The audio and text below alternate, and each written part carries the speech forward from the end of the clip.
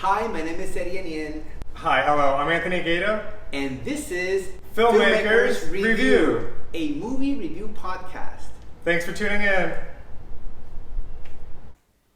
Hello, everyone, and welcome again to the Filmmakers Review, where we are going to be reviewing this day Fast 10. And as you can see, we're here together. We're here together reviewing Fast X. Yeah, we're normally not together because we live in different cities, but it's great that we are together. And before we get into the movie, I want to remind everybody that we are filmmakers and we have a great superhero action film that I think you're all going to enjoy. It's called Attraction Man, and we're gonna leave a link below on the description. Check it out, okay? It's great. It's through our website, eagleFocusMedia.com, and it's available through Vimeo On Demand, so check it out. All right, let's get to it. Let's get into this review. So, you first. Oh yeah, me first. So my initial original take on the fact that this movie in particular is the fact that not just this movie but most of the movies recently I've noticed the messages, the dialogue, what the actors are actually saying who are paid to act and speak. The messages are very clear, so it's not necessarily like what are they trying to say. They're actually saying it. And it comes off as very creative and oftentimes quite funny as well. With what they're saying and how they're saying everything. But yeah, overall it was I sat down. I felt like 10 minutes later the movie was over. I got up and I left. It was just action nonstop, entertaining, and a really good movie. Eddie, what was your initial overall? Yeah. So for the positive, obviously, like all of the Fast and Furious movies, it has great action. Great chases, great fights. All right, so that was really well done in this one as well. Obviously, it also has great cinematography, great shot selections. I really enjoyed the shot where there's the 4 cars and one next to each other, and then the camera goes from one, goes through the window to the other, to the window to the other. Going, yeah. That was an awesome shot, man. And I love to know how to do that because that's a great effect. If anyone knows how to do that, please leave a message for me because I want to do that someday for sure. It definitely looks really cool. All right, absolutely. Another cool thing about the camera angle specifically, in addition to the fight scenes and the racing, is just the fact that the camera is always moving, constantly moving. It's the dynamic camera.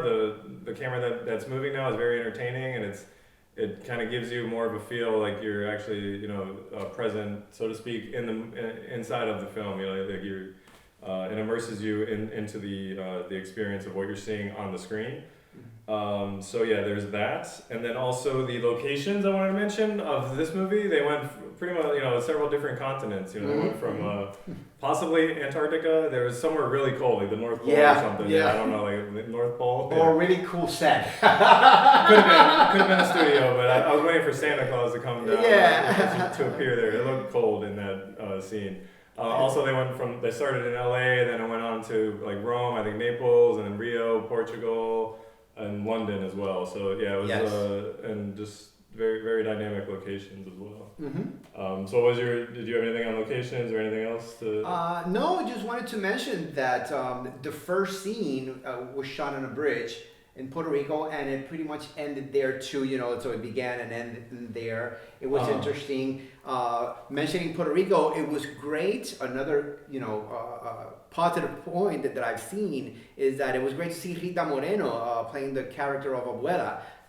Just in case you guys don't know, she's a very famous Puerto Rican actress. That she won an Oscar for Best Actress in a Supporting Role in the film West Side Story. Oh, West Side Story, that's from the 60s. That's classic. Yeah, it's that's why she's the abuelita, That is why, it makes sense. Yeah, but it was great to see her. And another great point was Jason Momoa as the villain. Great villain. Ooh, super great. Man, he rocked it. He did a really, really good job. I mean, I got some points later on about the whole character, but it's not related to the character, more like the script. But yeah, Jason Momoa did a awesome job as the villain. He seemed very comfortable in that role on camera. Usually you're used to seeing him as more of a good guy, hero type of character, but he seemed very comfortable acting out the villain role, and he did a great job. It had for me like a Suicide Squad, Joker, Harley Quinn relationship feel kind of thing, but it was just him, one person, but it was similar to the mind of a really bad person, that kind of thing. And then how the one thing I want to mention was about the soundtrack. I was actually listening to the soundtrack for the film, and the intro, the artist there, the singer says that the crew, they go from just racing basically, drag racing, just street racing, to saving the whole entire world. So the movie has the first few films were one way, just racing around, trying to come in first, and that's a big thing. And to actually saving the world, everything's on the line kind of thing towards. So that was really cool. Eddie, do you have anything else? The other positive point that I have here on my notes is the story that it has a family story, like protecting the family first, etc. That was good. It's like the backbone of the Fast X is family. Yeah, because a lot of action films, it's just fight. This one's all about family. Yeah, that was good.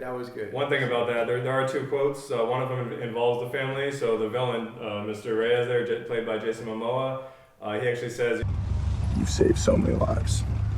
I know. How do you choose the ones you save?" There's a whole lot of that occurs. And then another quote would be, that's the thing about these days is that no one listens. Everyone's in their own world. You say something, they're like, they don't listen. So that's a pretty important dialogue phrase there. Another cool character, the character development for me was really good. The introduction of new characters. John Cena's in this, and he was the uncle with the cannon car, which was real cool. He's very funny.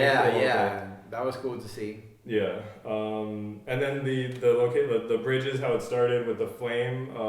There's in the beginning with the bridge, and then there's the flame, the bomb that's on fire. So Dominic has like flames coming in the car from the bomb, and then at the end, something happens when the dam explodes. There's fire. They're running from fire again, and that's similar to how the race when they were racing in Cuba from a previous fast film there. They're actually the car catches on fire and there's flames coming at them, so it's there's some similarities, like what they've already done and then how they bring that, incorporate it, and also take that to the next level for the audience and also for their film.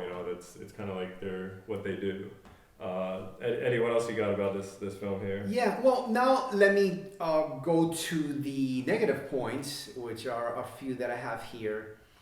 All right, so the action, although great because it's fast and they choreograph it really well, it falls on the extreme and not humanly possible. There were several scenes like that.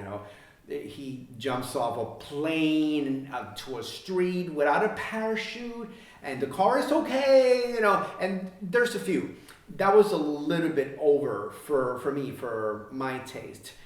The other thing is that in film, specifically when you're writing a script, every single scene is supposed to move the story forward.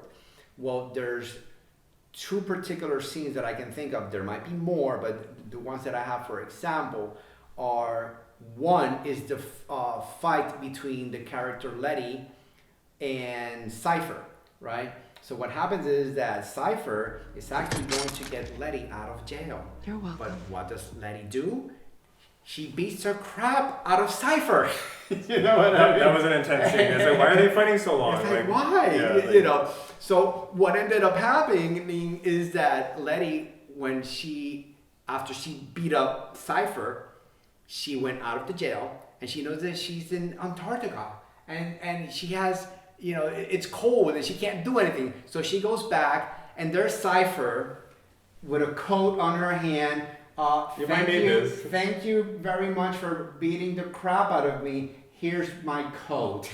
Well, a coat. They both have coats, but she's like, "Here, I brought this for you." It was a very special coat for that. So it's like, that didn't move the story forward. It could have worked well without that particular scene.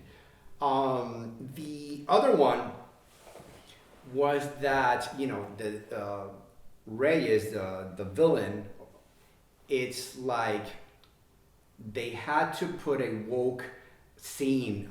I don't know, for some reason, you know, you have this villain. He, you know, Jason Momoa is a super tall, strong guy, and everything okay. And then all of a sudden, he's in this scene, and he's painting the toenails of a guy black, you know, in the black color, but the guy is dead. You know what I mean? And you know, he's wearing this pink robe, and I don't know, the scene just didn't make any sense, because I think it was later on they were like really on the nose. This guy is crazy or whatever, so it could have been done without that particular scene. Those are just the negative things that I can think of. Everything else, you know, the action was pretty good and everything else. So yeah. Okay.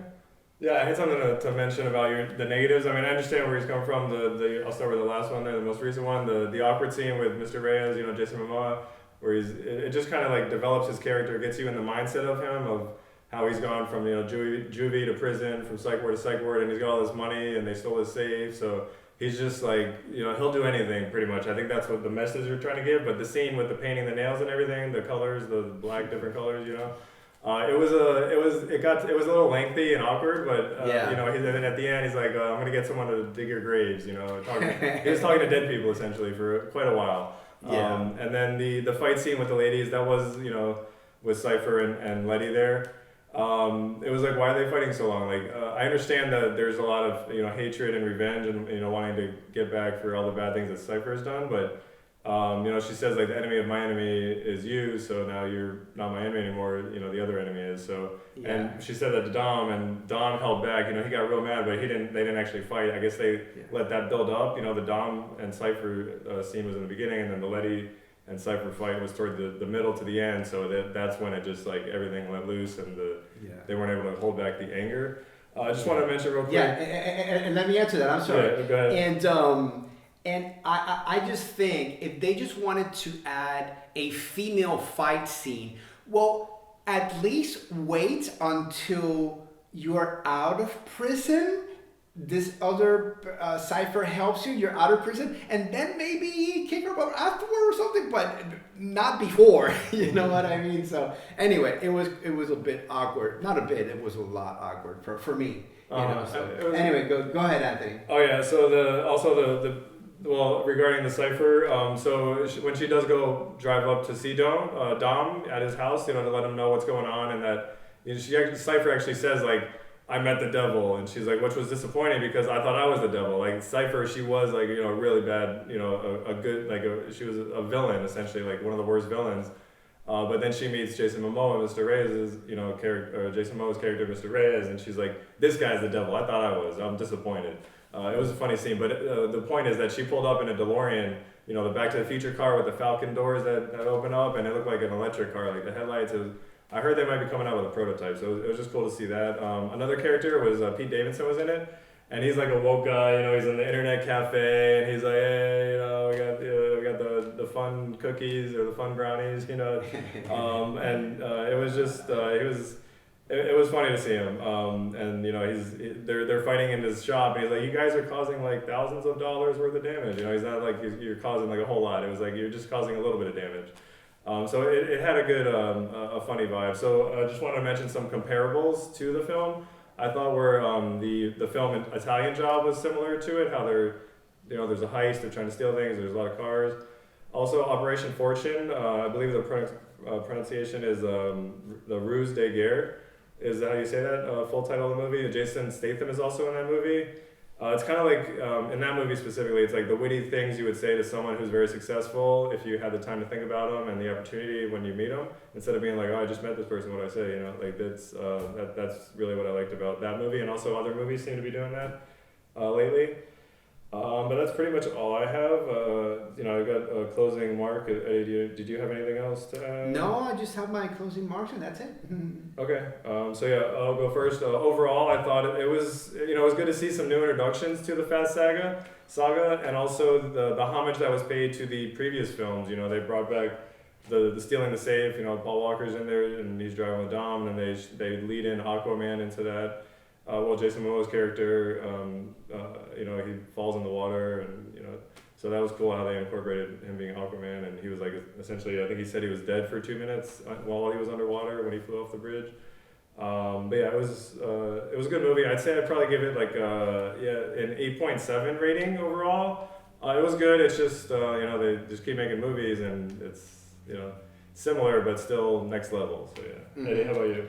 Yeah, my last remarks are that one of the things that I really like about Christopher Nolan, which is one of my favorite directors, is that when he did the Batman movies, he left it at 3. He did this amazing, great story that has action and everything else, and he left it at 3. I think in the Fast and the Furious franchise, I think they should have left it way back at 5, okay? But I think they just want to keep milking the cow, and hey, in a way it's understandable, because if it keeps making if it keep making money, they are gonna keep making the movies. But it's just become quite a bit over the top for my taste, okay? So giving that, I'll give it a 6.5. Okay. Yep. Yeah, that reminds me, sorry, a quick joke. The George Costanza, he would walk in a room, from Seinfeld, say a joke and leave. Like, get in, get out. Like, as an actor, filmmaker, they say, like, you gotta know when it's time to leave before it's actually time. So yeah. I'm not saying that's how this is, but it's kind of like, what are they gonna do next? They've, done flown the tank, or, yeah, is that obviously they've done, this is a really good franchise. Anyway, right. However, what's happened is that they want to up the stakes of the previous one, right? So let's blow up more stuff. Let's get more cars blown up. You understand? They're almost at that limit. More and more and more, and so it gets to a point where it's like, what else are you going to do? Not a lot of room at the top. More money. Yeah. money. Yeah. So thanks again, everyone, for tuning in to another episode here of the Filmmakers Review. We're Eddie Eniel and Anthony Gaeta here. We go ahead and review those movies. Stay tuned. Absolutely. To the next one. Bye. Take care.